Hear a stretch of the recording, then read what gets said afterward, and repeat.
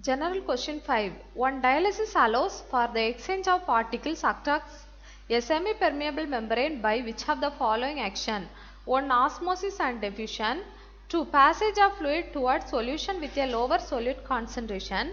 3. Allowing the passage of blood cell and protein molecule through it.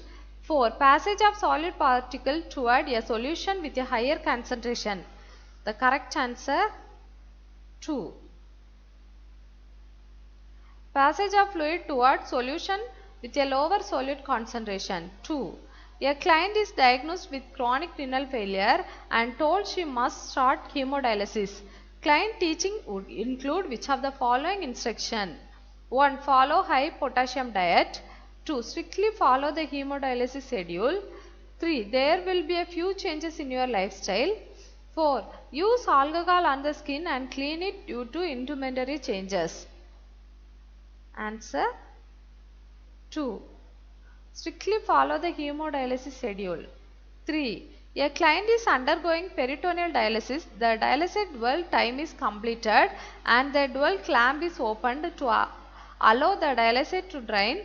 The nurse notes that the drainage has stopped and only 500 ml has drained. The amount of dialysis instilled was 1500 ml. Which of the following intervention would be done first? 1. Change the client's position. 2. Call the physician. 3. Check the catheter for kinks or obstruction. 4. Clamp the catheter and instill more dialysis at the next exchange time. Correct answer. Change the client's position. 4. A client receiving hemodialysis treatment arrives at the hospital with a blood pressure of 200 by 100, a heart rate 110 and respiratory rate 36. Oxygen saturation on room air is 89%. He complains shortness of breath and positive pedal edema is noted. His last hemodialysis treatment was yesterday. Which of the following intervention should be done first? 1. Administer oxygen. 2. Elevate the foot of the bed. 3. Restrict the client's fluid. 4. Prepare the clients for hemodialysis. Answer 2. Elevate the foot of the bed. 5.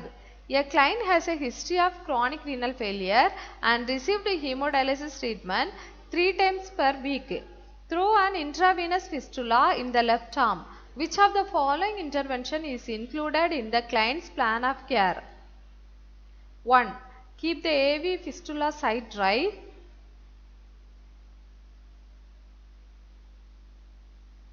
2. Keep the AV fistula wrapped in gauze. 3. Take the blood pressure in the left arm. 4. Assess the AV fistula for a Bruton thrill. Correct answer. Take the blood pressure in the left arm. 6. Which of the following factors cause the nausea associated with renal failure? 1. Oliguria. 2. Gastric ulcers. 3. Electrolyte imbalances. 4. Accumulation of waste product. Answer gastric ulcer. 7. Which of the following clients had the greatest risk for developing acute renal failure? 1. A dialysis client who gets influenza. 2. A teenager who has an appendectomy. 3. A pregnant woman has a fractured femur. 4. A client with diabetes who has a heart catheterization.